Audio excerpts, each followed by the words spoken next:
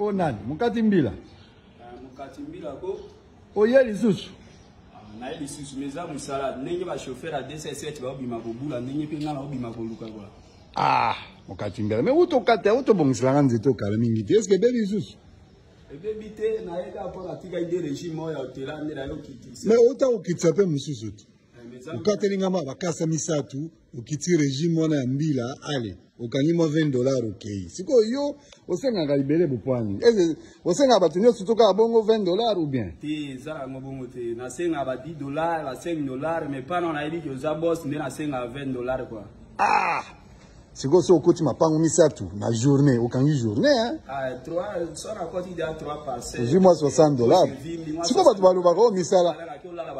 Ah, siko batu baluba ko misala ezate na Kishasa. Mais namoni yo mokati mbila oza jeune, wana mbula wana bango il faut ko luka. Tongo etani bima luka wana bango. Ah, oza jeune, oza mbula boni. Ah na 26 ans quoi. Siko banga la te ko matanzeta mbila modelo tili kolo kuna. Na te za musala to kola nango ba partir ba neva da to bando salango nde to mesa nango. Kwa que za risque mais to mesa nango. En tout cas, siko so sali nditi misala bo par jour, ça kota mapango boni. Kota 5-6 na 5-6 ya damu aposhe vimbi 11-12 na zoni ndako na tola ba pongi. Namoni yo ozaki na iPhone 13, ngaboko iPhone 12. Donc namoni yo za na mbongo, osala ka pe mbongo. Na sala mbongo, lo bande na ba limete bataya ba limete za na mwa bongo mena ba gombe nde tozwaka ya ebele talaka gombe moko yebi. Ah, siko neti na gombe so koti ozwa combien? Gombe na ko kota la journée na ozanga mwa sate mwa $50 kanga na tipoche 15 na zana pale. Mais sikoyo bakino baloba ko misala izate tozo kemba tozanga tozolala nzala mais yo mokati mbila ba courage penza wana ezala ngo bakino mais biso bato tuta bamboka do tozana biso à l'aise na mboko toyoka capacité parce que tozoluka tozana makasa oluka nde ezotinda biso tozala à l'aise. En tout cas kitoko komo nonani komo na Emmanuel so ipo lingala kitsa de régime a pesa mo $20 acha na poche osala bien. Ah, problème ezate ngala pesa ko ba $20. Hein? Bon koki ko lakisa biso ndengo ko mata. Problème te na ola examen droit na nga acha wa mai na nga na poche esala ma bien. Et ku félité na ngo lukamba ngoma babenga ngo molangu do ezala ngo sep ofunga. Yo za ekolo nini? Naza mungala pa.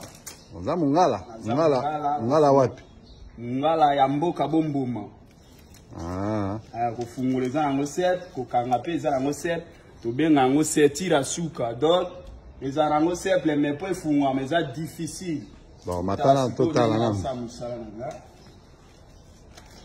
Mokati mbila courageux. Azomata. Amati penza.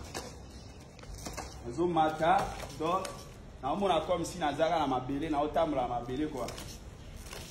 Omesana nango depuis bon mwana. Ozaka na mbula boni ta obandaka ngo. Na bandango déjà à partir ba neva. Ah. En tout cas.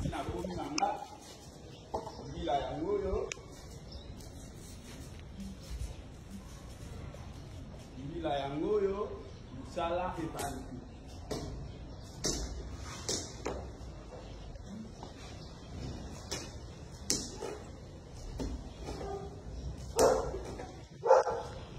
Sala epani. Donc 5 minutes c'est trop peu. 5 minutes c'est belé. Bon, écoute Félité. Ngala kati comme ça on continue.